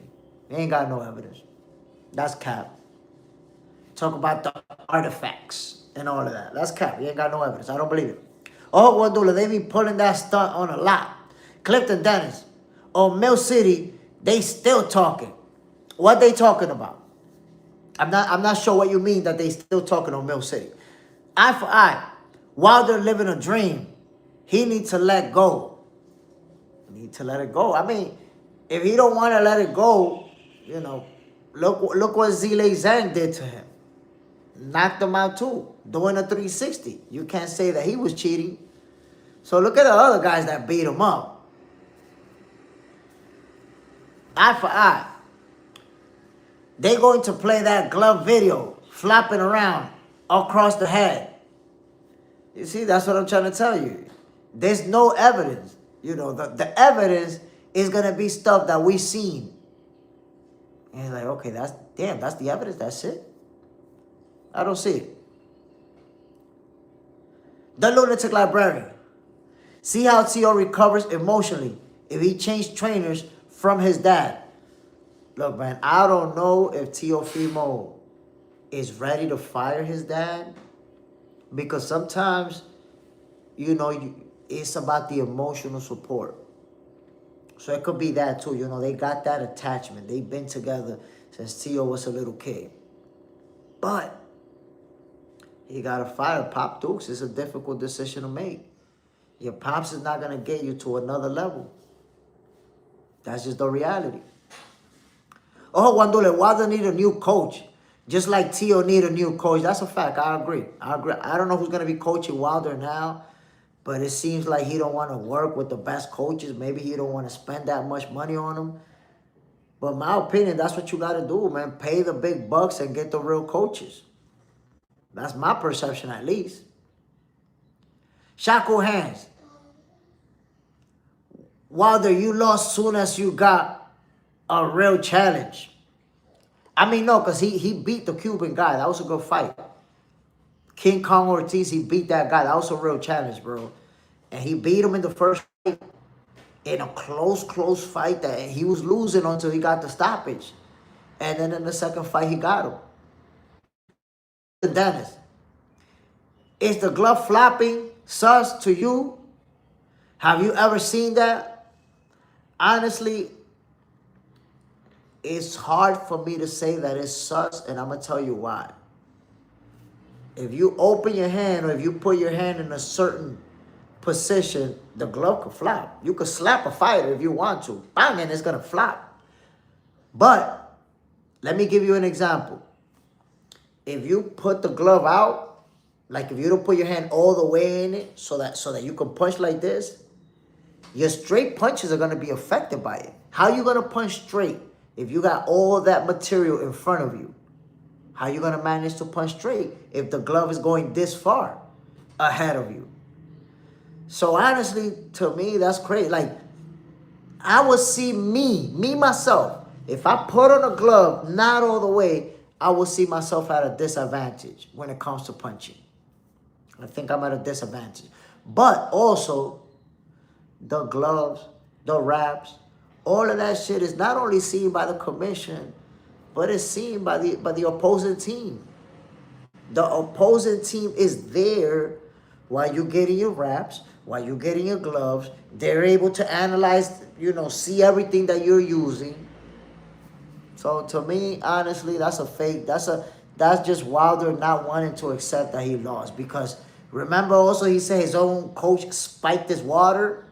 Remember he also said in one of the fights that the outfit he wore was too heavy. Like, Wilder had every single excuse under the sun. I was waiting for him to say, nah, my dog ate my homework and I couldn't go to training that day because, after the dog was acting out and he pooped all over the car, I had to clean the car that day. How many excuses he had? So he lost. He lost to the better fighter. That's just the reality. JJ said that's 33 likes, my peoples. Bam! Hit that like button, my peoples. We've been at it for over an hour and a half. Almost 2 hours of action. Not even 40 likes. Why y'all gotta do me like this? Let's stop with the ghost watching. It's 2026. Franchise. Usyk said he wants to fight Wilder. Did Wilder respond to that? Honestly, I haven't seen any response. Oh, no. He did. So let me tell you. Wilder said that Usyk and his team, they said they wanted it. They talked on the phone, but they didn't have a date. They didn't have a venue. And he can already see that this is the type of situation that is going to play out slow. He said in boxing, if you know boxing, when people start talking, it's either going to happen real fast or it's going to take a long time to happen. I'm 40 years old. I don't got time to sit around and wait. So me and Chisora, we have been going back and forth. We have been talking about it. This fight was supposed to happen a while back. So now when we started talking, give me a second, my peoples. Oh, good job. Good job.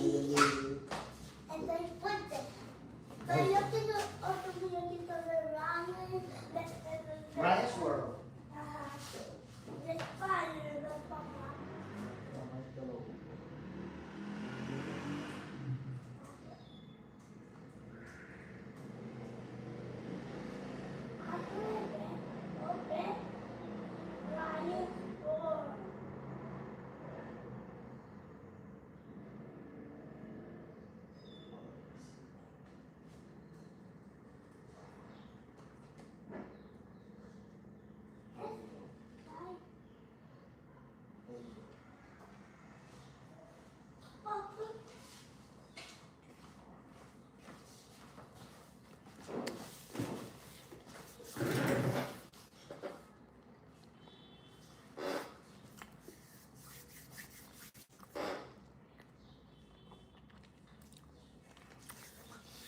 So, the whole situation with Deontay Wilder, by the way, salute to everybody tuning in to this episode of Boxing for Breakfast.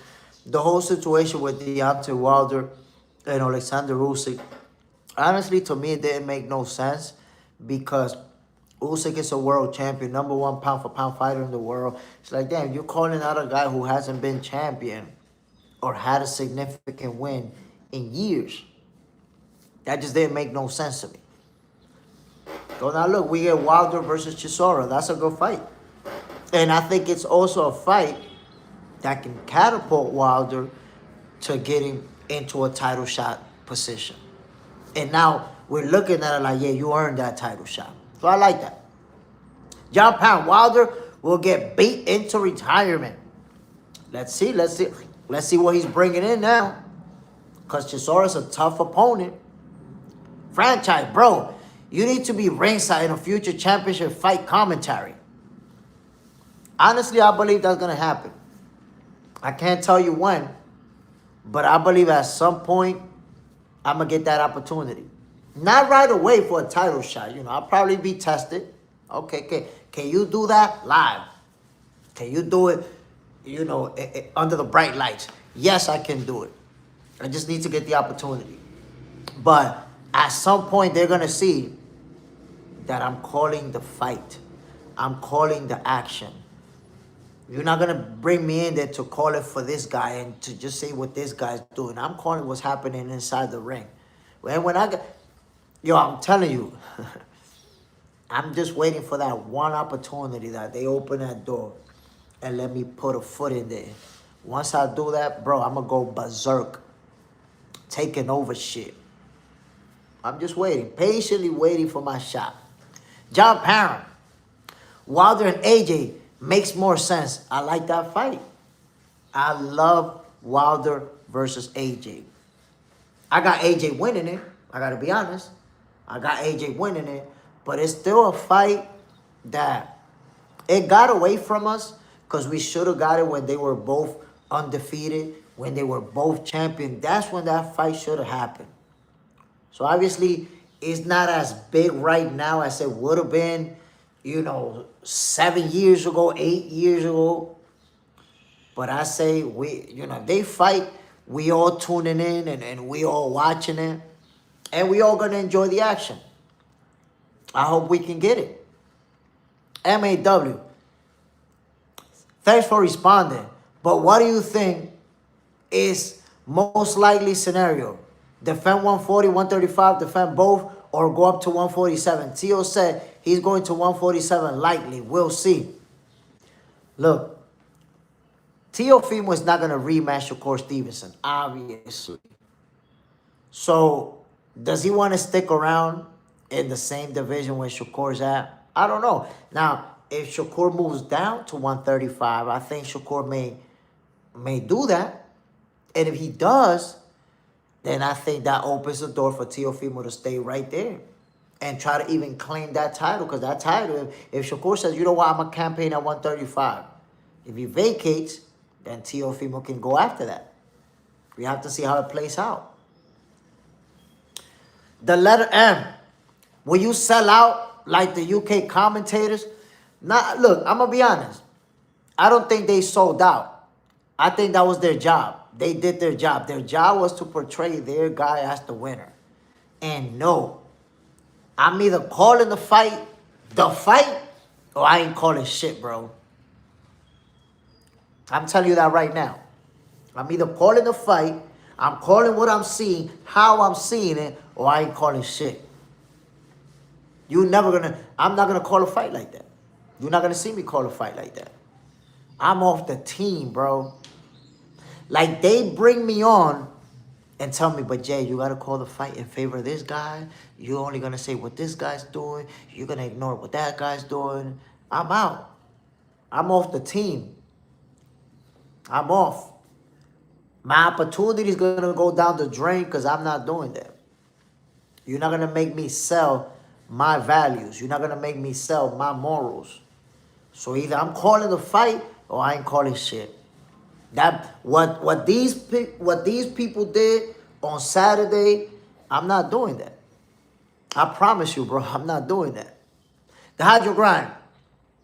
You can offer Dominican promoters like Sean Boxing to live stream their fights and call them for the English-speaking audience. They put on material, camera, blah, blah, blah. So, I was in a card that they were associated with, but it wasn't their card, but they were associated with it. And I know fighters that are on that roster. Most notably, Rodrigo Marte.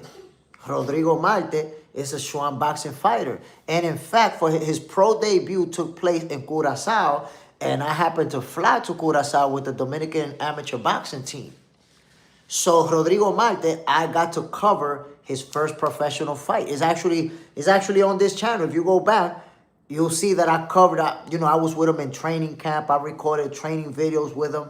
The weigh-in, I recorded, took pictures. And that's my guy. I got mad love for Rodrigo Marte. So, I would love to do that, to cover fights for Schwan Boxing.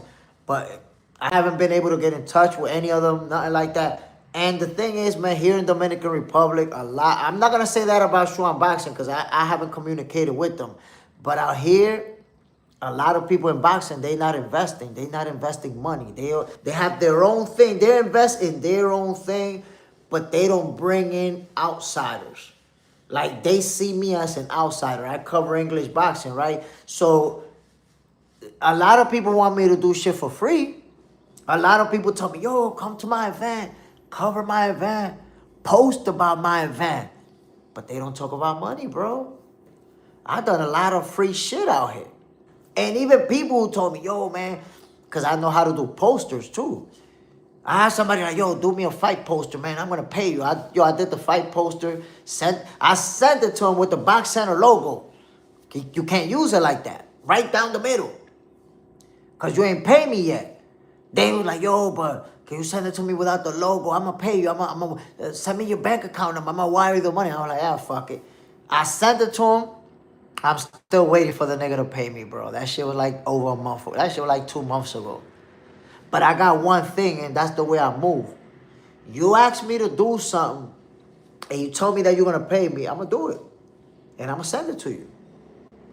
Cool. You didn't pay me, you could never call me again. It was that easy for me to get rid of you. To me, it took that for me to get rid of you. Why? Because now that you know you owe, you're never going to call me again asking me for shit.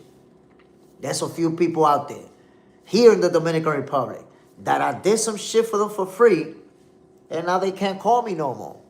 Because they know, damn, I didn't pay this nigga. I'm going to call him and ask him to do some shit. So that's the problem we got here in the Dominican Republic, man. Everybody want you to work for free. Everybody want you to show up and talk about their event for free and post videos about their event and do all this shit for... Like, huh? So I could tell you, man, in my country, they don't appreciate what I bring to the table. Or at least they don't appreciate it enough to pay me. MAW, AJ versus Wilder was the last fight I lost sleep over. After that fell through, I just accept however the landscape shift and just enjoy the ride. Man, I got to tell you, I really, really wanted that fight to happen, obviously, when they were both undefeated champions. But honestly, if it was to happen right now, I'm all in. I'm supporting it because I still want to see it. MAW, yeah, gotta be honest and true to yourself, Jay. I appreciate that, and I'm gonna be that. I'm gonna be exactly that. No, listen, I'm gonna put it to you like this, guys. If I wanted to, I could start creating content, not based on what I believe, but based on trying to get views and subscribers. I could make content like that, trust me. I could make a bunch of clickbait videos. I could start using headlines that are going to call attention. And I don't do it. Why? Because it don't go with my morals. I want you to take it as is. This is what I'm doing over here. I'm giving you some real shit. I'm giving you the sweet science to the best of my ability. If you with it, rock with me. If you're not, salute. But I'm not going to do no fake shit to get people to follow me or to get people to support me. John Parham, I've been seeing people still hating on Shakur. It's diabolical. It's never going to stop. Look at the performance that he put against Teofimo Lopez.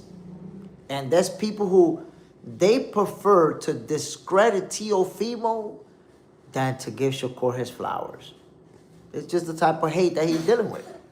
Eye for eye. He might, John. He has the punching power, but the boy has no skills. Where is Emmanuel Stewart when you need him? R.I.P. Emmanuel Stewart passed away, right? One of the best to ever do it. John Parham, Superman. He just spoke on it. Plus, what kind of name is The Lettuce? Seems fishy to me. Imagine that shit, The Lettuce. Imagine that shit. Isn't lettuce part of vegetable? Clifton Dennis. I wonder if they asked them to do that. Or if it's an unwritten rule to keep your job. That's an interesting question. To me, it came across like a coordinated effort. To me, they asked him to do that. To me, the whole team coordinated that effort. JJ Zayas, keep at it, Jay Smith. You will get there. It's only a matter of time. And you know why I say they asked him to do that and it was a coordinated effort? Because look at what they were saying when they were calling this fight and how they were all in favor of Josh Kelly and not really saying nothing about Bakhram Murtazaliev. But look at the replays. That's why I tell people, all you have to do is look at the replay. After every single round, they would only replay what Josh Kelly was doing. Obviously, the producers and whoever was showing these videos were focused on portraying Josh Kelly as the winner. They were focused on portraying Josh Kelly as the only guy who was doing good in this fight.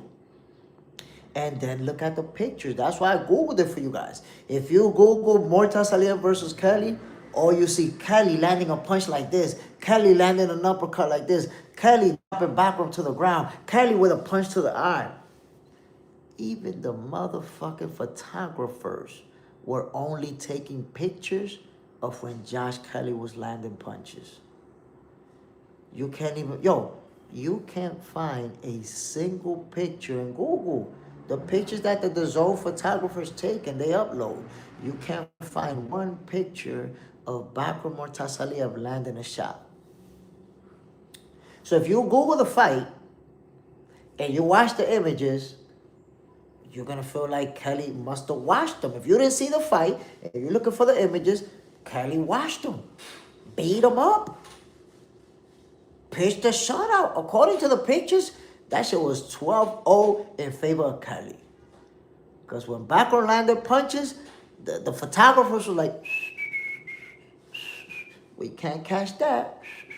So the photographers are only taking pictures of Kelly landing punches, and the producers are only replaying video of Kelly landing punches. That's a coordinated effort, if you ask me. Coordinated effort. Shackle hands. We knew it for a while. It was only a matter of time. It started with Zepeda, but he was smacking people around for a minute. And the thing about Shakur Stevenson is that people try to almost to erase what he's done. He beat the shit out of Oscar Valdez. That was years ago. He beat the shit out of Jamel Herring, stopped him. Oscar Valdez was undefeated world champion when Shakur beat the shit out of him. Jamel Herring only had one loss on his resume when Shakur beat the crap out of him. But people forget, it's like that never existed. So Shakur been beating people up. Is that when there's a narrative against you, they're going to disappear those fights and act like all of your fights been like the De Los Santos fight. Like every single one of your fights was with De Los Santos. That's what the haters do. You don't see that they was bringing up Gamboa on Crawford for the rest of his career. By the time he fought Canelo Alvarez, it had been over 10 years since he faced Gamboa. And people were still talking about, if Gamboa wobble him, imagine what Canelo's going to do. Really? Over 10 years ago? 100,000 divisions down, and you still bringing that up? So for Shakur, they're always going to bring De Los Santos up for the rest of his career, no matter what he does. No matter how many people he beat up. That's just what the haters do.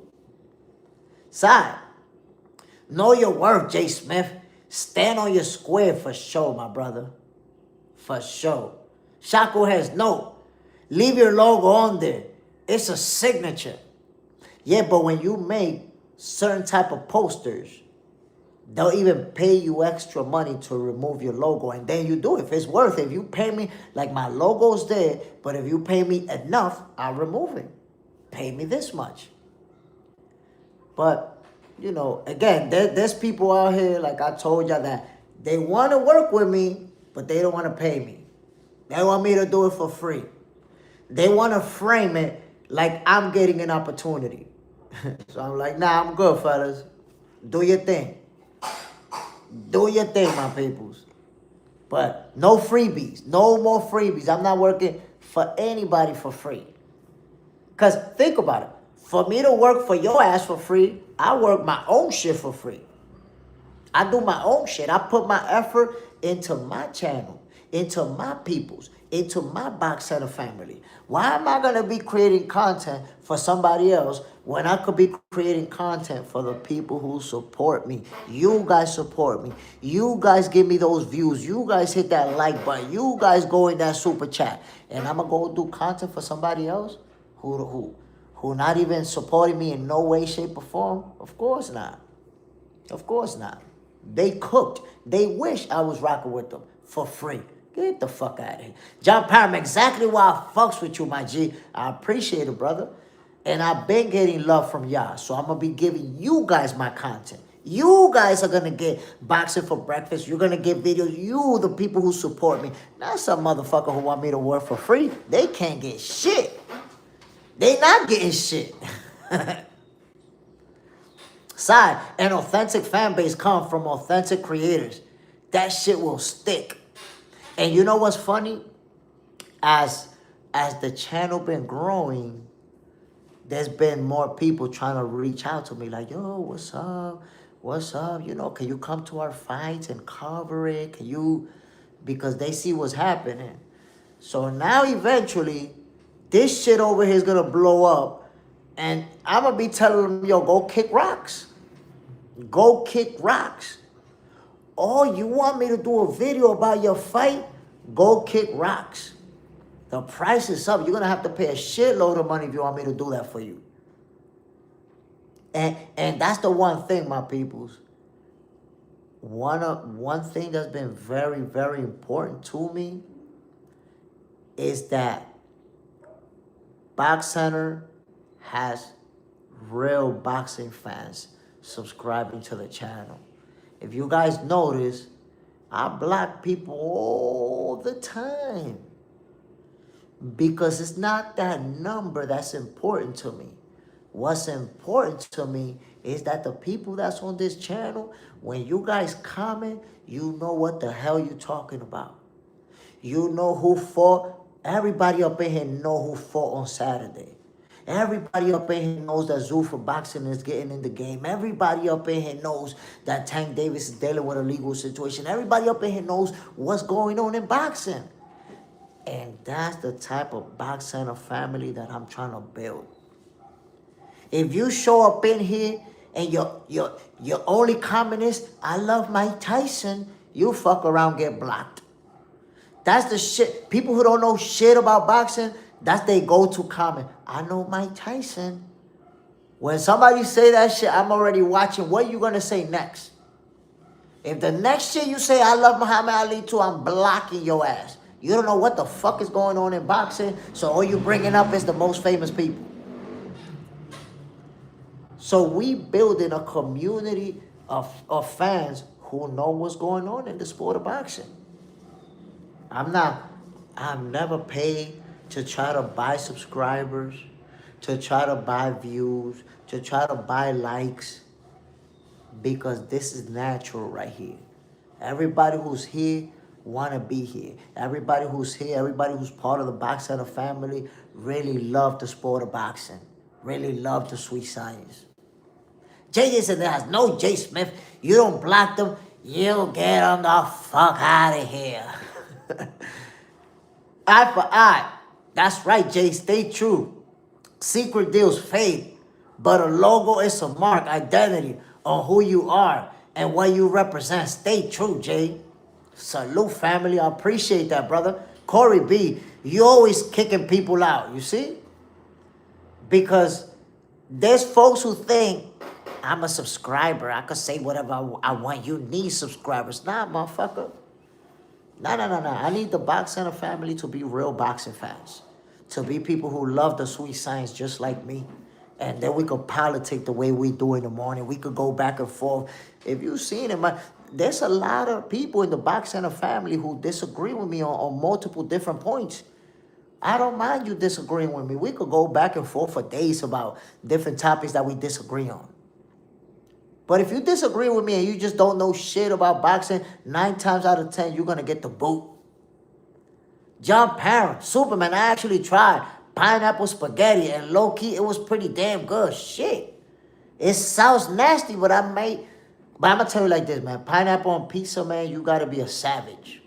You a savage putting pineapple on a pizza. Shaku hands. People be forgetting all the time. This is Superman trademark. John Parham, Corey B. We not with the beat. We not with it. We not with it. And John Parham knows because he's helped me give a lot of people the boot as well. Salute to John Parham. You say some goofy ass shit. Jonas in the building, you cooked. Eye for eye.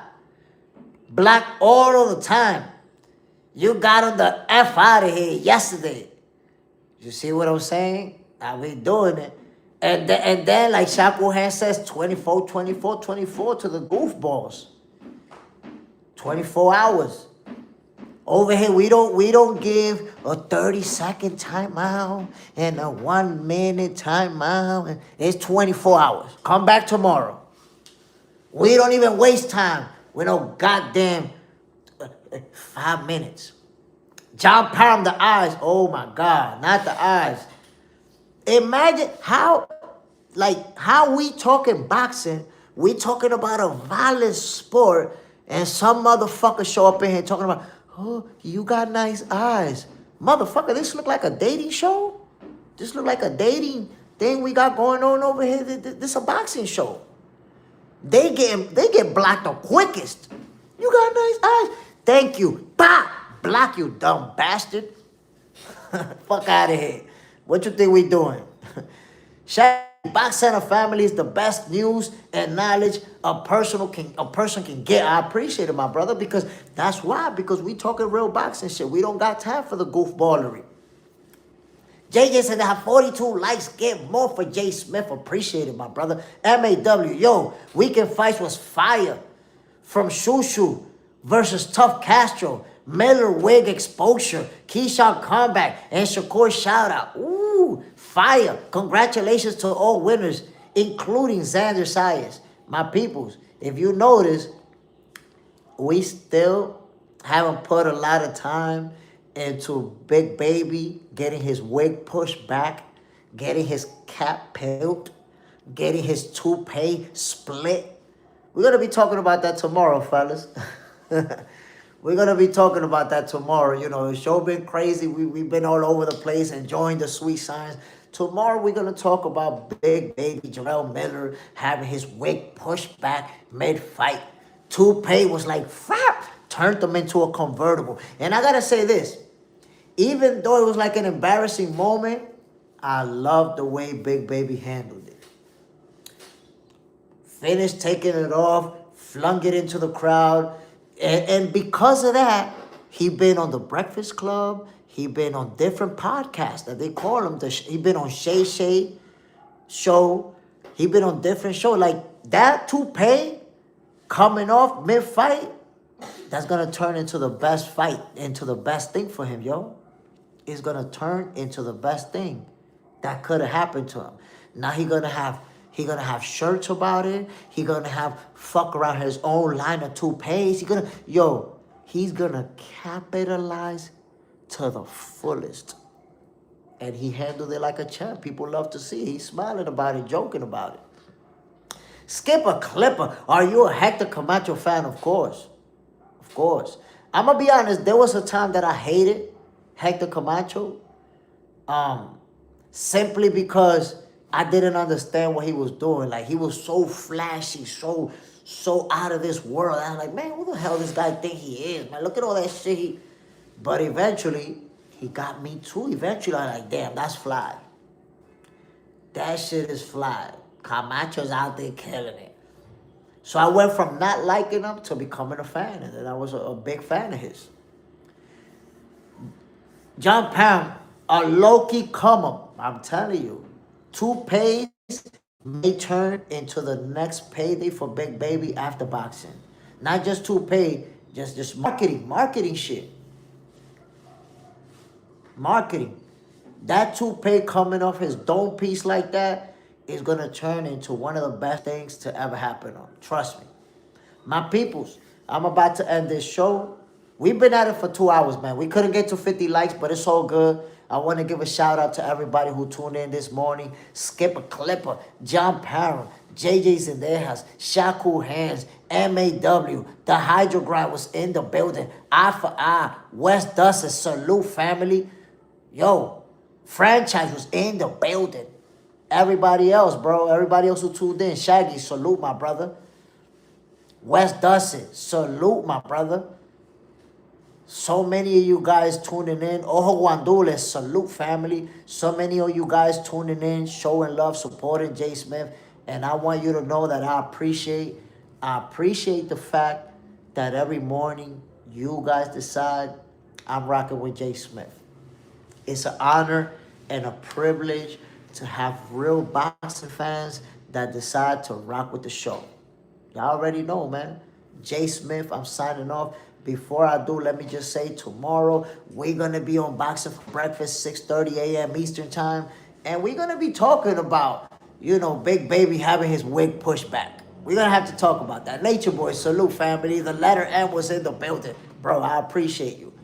Y'all want to get me to 50 likes before I get the hell out of here? You can do that. If you don't, damn, that sucks. But we tried, my peoples, and you guys rock with me throughout this morning.